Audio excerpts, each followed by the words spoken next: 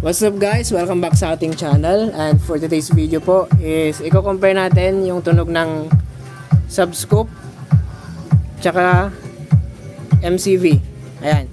So ang load nito is a Livestorm Tsunami 15 at 7K. Tapos yun naman 500 watts. So try natin compare yung nakaparallel sila 1000 watts compared sa 700 watts ng MCV, tsaka yung 500 watts na isa lang, tapos 700 watts na MCV. So yun, samahan nyo ako sa video na to. Tara!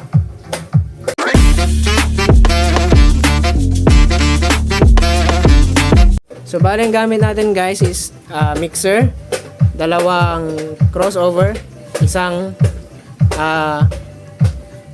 equalizer. So ito is para sa mic lang guys, nakahiwala yan sa mic. So hindi natin yan papakailaman. Tapos dito, ito yung volume ng MCV, ito yung volume ng ating Subscoop, and then mid, high. Gagamit pa rin ito ng mid high guys, pero i-emphasize natin yung mga subs natin. So yun yung gamit natin. So bale mamaya 12 dito, 12 din doon mamaya. Pero unahin natin yung Subscoop na naka-parallel. So patin natin yan. Ayan. So yung Subscoop na lang yung gumagana guys. So gamit na lang kayo ng headset. So itong Subscoop naka-parallel. So 1000 watts yung dalawa. So naka-on na yan. So gamit na lang kayo ng headset. So sound check na natin.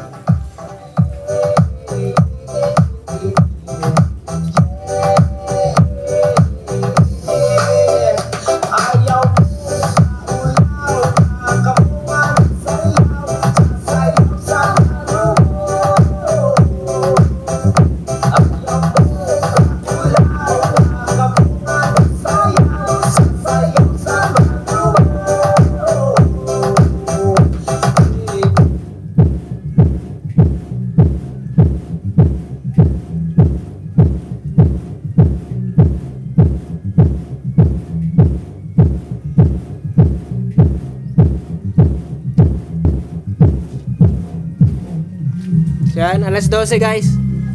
Tapos ganito yung volume niya. Nasa 10. Ganun din mamaya sa MCV.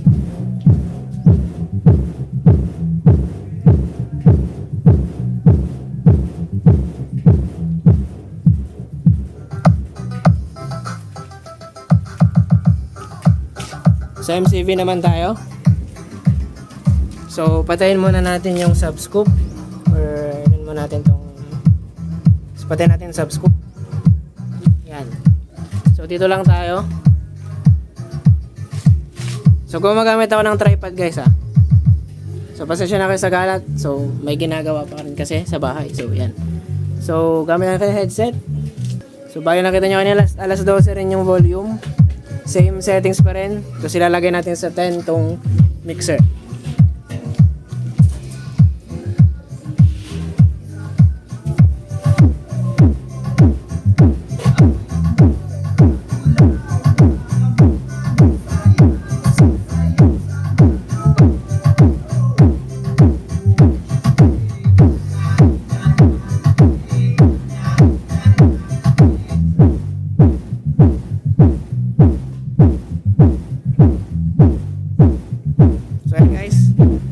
Naka-10 din yan.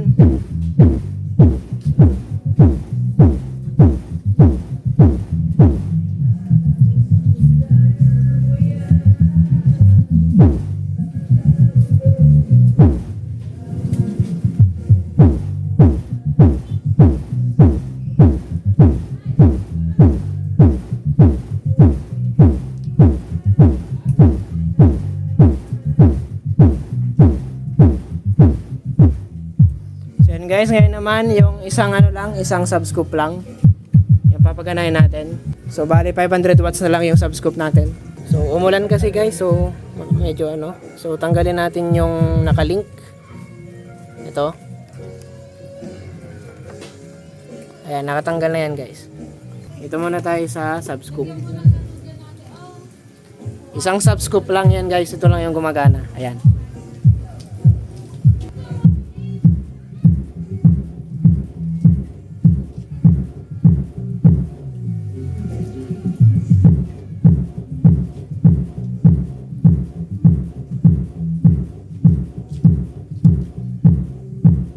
So isa lang guys yan.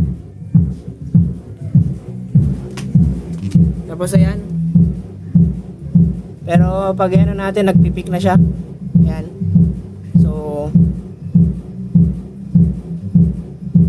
tapos parang medyo distorted na yung nilalabas na bass. So parang di na kaya guys. So pag 500 watts lang yan kasi. Ayan.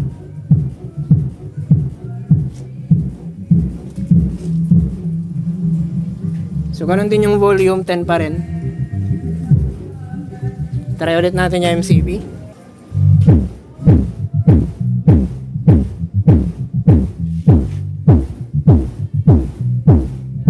Yung MCB guys.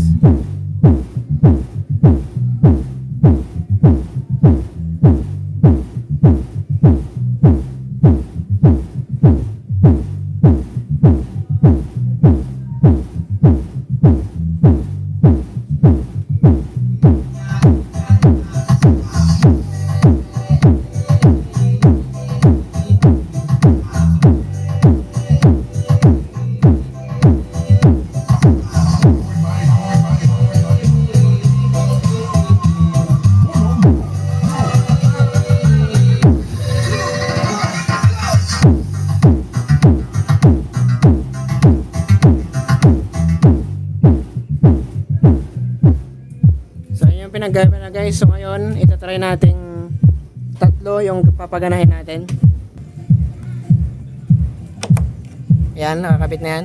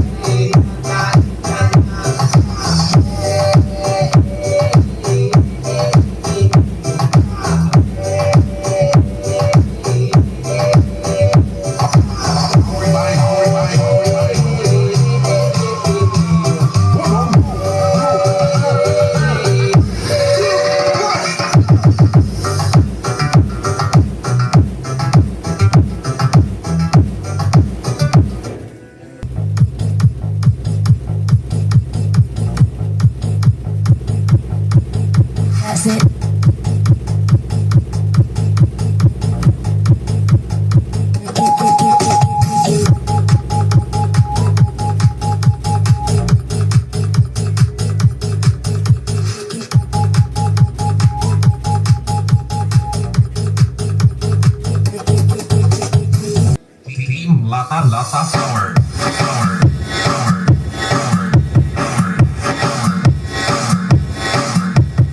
So yun guys, bali hanggang dito na lang. Salamat sa panonood. And sana may nakuha kayong idea sa video na to. So yun yung pinagkaiba ng tunog ng MCB tsaka subscoop. So sa akin, mas buo pa rin ito pag sa outdoor talaga. Pang outdoor talaga tong MCB. Buo pa rin yung binubugan nito, yung kick bass talaga. And yun guys, hindi kaya ng mga matitigas na bass. Nagiging distorted yung nilalabas niya or pinoproduce. Nagiging distorted. So para lang yan sa mga mga soft bass talaga. So kung gusto niyo ng soft bass, mag-subscope kayo. Pero pag gusto niyo ng matigas talaga at saka buo, MCB na yung ipagawa nyo guys. So yun yung pinagkaiba ng tunog guys. So kung mapapansin nyo, medyo distorted na doon kasi sobrang tigas ng bass. Kasi pang dinesign to para sa mga soft bass lang. Pero nung nakaparallel, okay naman siya, lumalaban naman. Pero pag isa lang, wala na. Kasi 500 watts lang yun eh. Tapos, again, pang soft bass lang talaga siya. Ito, buo, pang kick bass talaga. And hindi distortion yung nilalabas siya pag matitigas.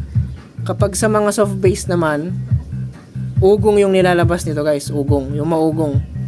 Yun yung nilalabas ng MCV. So, yun guys. Salamat sa panonood. Don't forget to like, comment, and subscribe sa ating channel. At kung meron kayong gustong ipagawang video, comment down below guys. So yun, hanggang dito na lang. Salamat sa panonood. Out.